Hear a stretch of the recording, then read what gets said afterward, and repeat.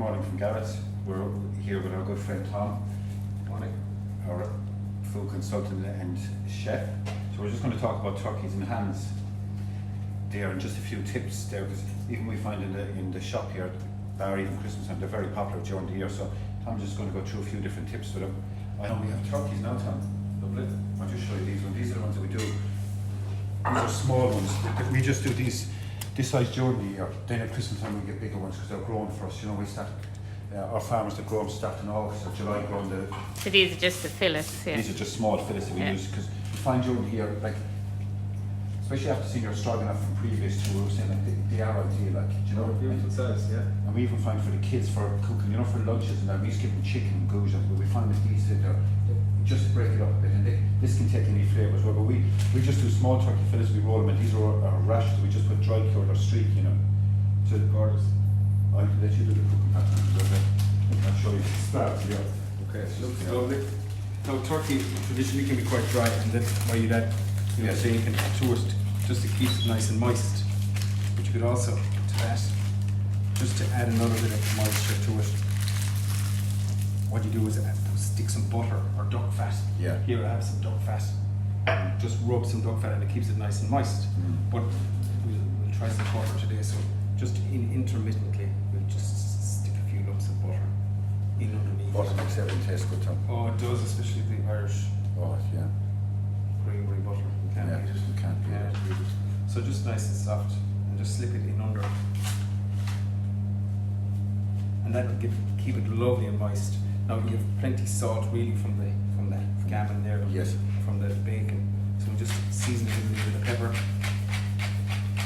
The seasoning with the turkey fillet too, Tom, is key, isn't it? Yeah, definitely, because it can be quite bland if it's not seasoned. So we want to do it top and bottom. We might put a little sprinkle of salt underneath. Yes. Just a little. And then what I like to do, especially with turkey or duck, is just a few bits of fruit. Now, oranges and apples work really well. The moisture in them will stay, and like we'll all have buy loads of fruit at home, and sometimes they shrivel up. So it's not the most perfect of apples. You know, it might be a week or two in the fruit basket at home. Yeah. Just a couple of slices of apple, and the orange as well, or the mandarin here we have just a little bit of that. It's a lovely flavour onto the meat. So you just line the bottom of the tray with this. And you'll always find, Tom, you have a few apples and oranges always hanging around. We're always, yeah, always. Now, it could be lemon or lime as well, you know, it doesn't have to be apple or orange. Okay, we'll put a little bit of herb. Sage goes well. Just be careful with sage because it can be quite overpowering. Strong, yeah. Just a little bit of thyme, rosemary. Jeez, that looks good the way it is, Tom. So we'll just sit the turkey on top of that then. Just put it back together.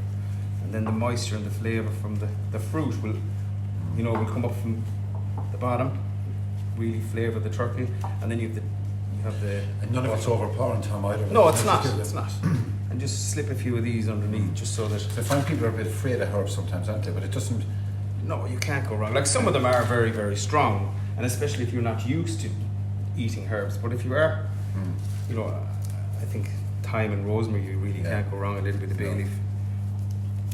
Even when we find on the potato at times. No, yeah. So what I do with that now, I'd cover it over and give it at least an hour at about 180 degrees covered. Covered, yeah. Just covered loosely with tin foil. Covered loosely tin foil or a lid that you have to fit it, anything like that, and just let it settle and let all the juices just find themselves within. You know, the moisture from the fruit will come up into the meat, the butter will drizzle down through it, and then after about an hour, take it out. You can take the lid off, and then put it back in for about, like something like this would take probably about 2 hours, I'd say. Yeah, that's what I mean. But then you get a spoon or a ladle, so all the juices will run to the base of the pan, and just tilt it, take it out of the oven. Like when you take it out of the oven, close your oven so you keep the heat in, don't leave the oven wide open, and just tilt it so all the juice will run to the corner, and just scoop it over like this.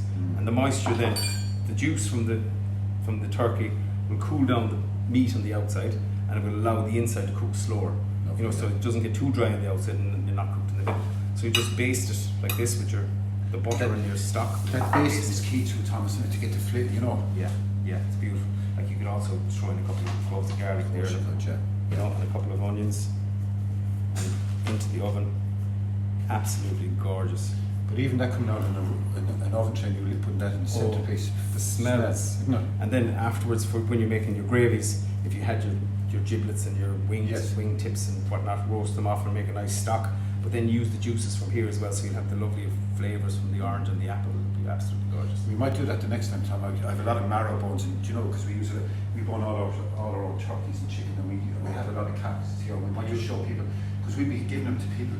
We'd be hoping people take them, you know. Oh, you can't beat So it. we might talk. The next day we might go through stocks and how to use it and stuff like that.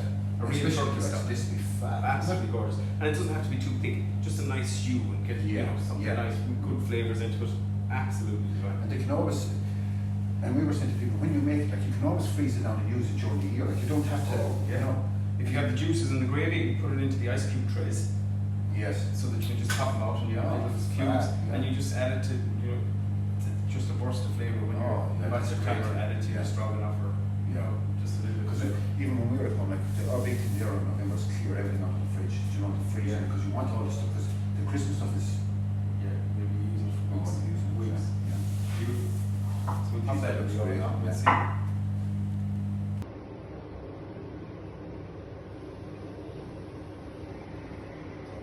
This is our finished turkey fillet.